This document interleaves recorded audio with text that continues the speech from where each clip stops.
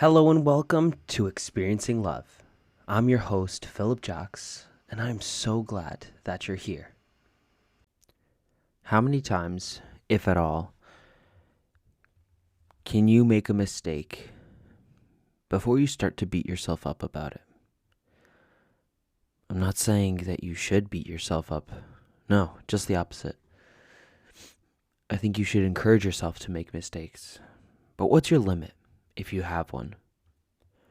I noticed I just made about 3 or 4 mistakes in a row.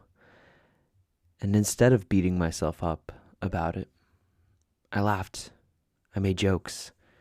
I made myself smile, knowing that it's not that serious. Because it actually takes much more than you realize to make a mistake you can't come back from. I'm not saying it's not easy, because it truly can happen. Honestly, sometimes quicker than you realize. But at the same time, making a genuine mistake, doing things by accident, it takes some pretty big actions to do something irreversible. And I'm not saying, no. What am I saying? What I'm saying is that everybody is going to have their moments where they mess up. You are going to have your moments where you mess up. Sometimes you're going to look at the clock and see that too much of time has passed by. You're going to have moments like me right now where you don't speak as clearly as you want to. You fumble. You stutter. You mess up your words, mess up your sentences. And you could restart, or you could just keep going and use it as an example for other people. Your moments where you catch yourself slipping are a gift, not just for you, but for others. As soon as you make it a habit to step out of your own body and see how you can use your life in the support and in the service of others, you will notice a level of success you've never quite experienced before. And success shows up in many different ways, and we all have our own definitions of success.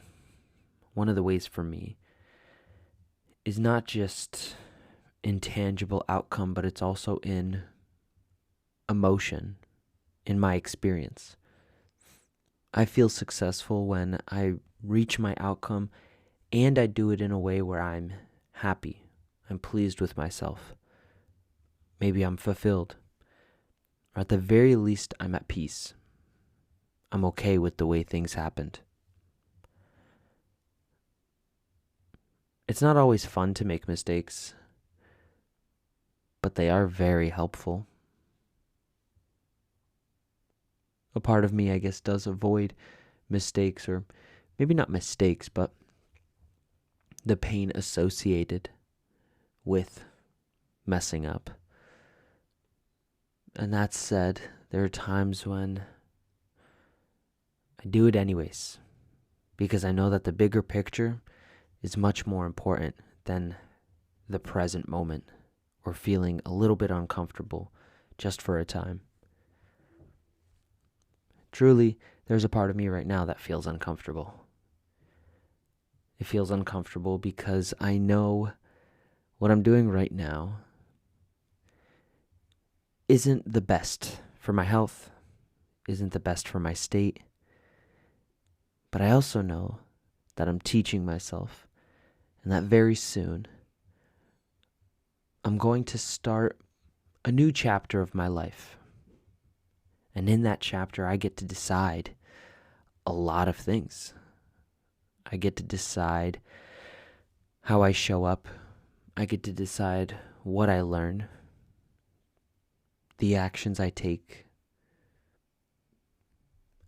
And everything I'm sharing is not just for me.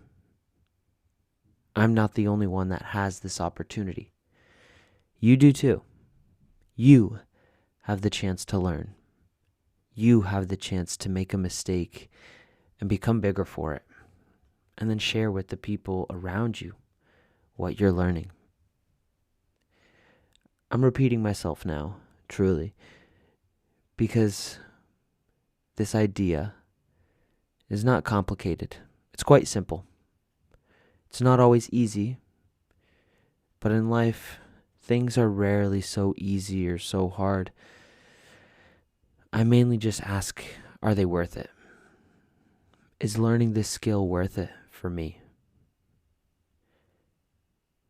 For me, it is. I speak of this now, not because this is something that people don't know, but sometimes because it's something that needs to be reminded. And I know I could use that reminder. So, here I am, showing up just a few more times this year, making just a few more mistakes, because soon this moment will pass. And then we get to try something new, something different. Thank you so much for being here. Thank you so much for joining me. It really means a lot that you made it this far. Until we meet again, just remember to always fill up with the love. And I look forward to seeing you in the next one. I love you.